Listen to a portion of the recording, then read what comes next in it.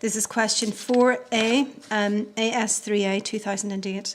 State the range of frequencies detectable by the typical human ear. So the human ear can hear from 20 up to 20 kilohertz. What is meant by the threshold of hearing? Threshold of hearing is the minimum intensity of sound our ears can hear.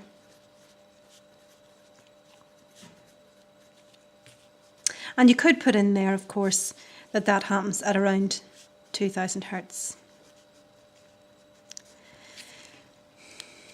On this part B, on figure 4.1, sketch a graph to show how the minimum detectable intensity varies with frequency for a typical ear. On your graph, mark the frequency at which the ear is most sensitive.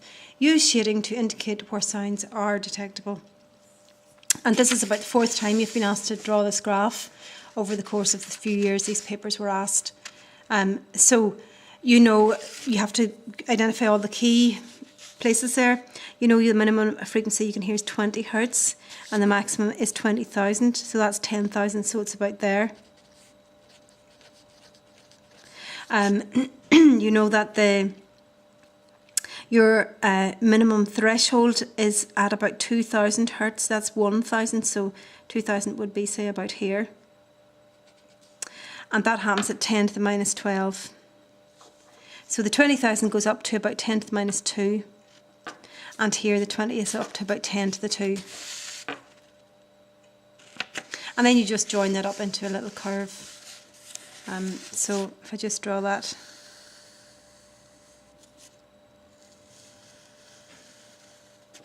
And then you just shade in between. So that's the kind of area that your ear can hear.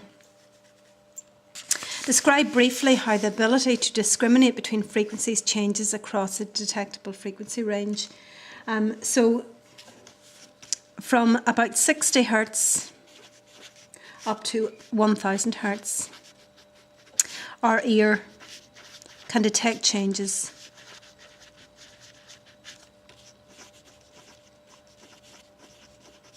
in frequency of about 3 hertz. So that's a small, that's a very sensitive thing that we can do there. 3 hertz is a very small change in frequency, and that's very sensitive. But above 1000 hertz or 1 kilohertz, sensitivity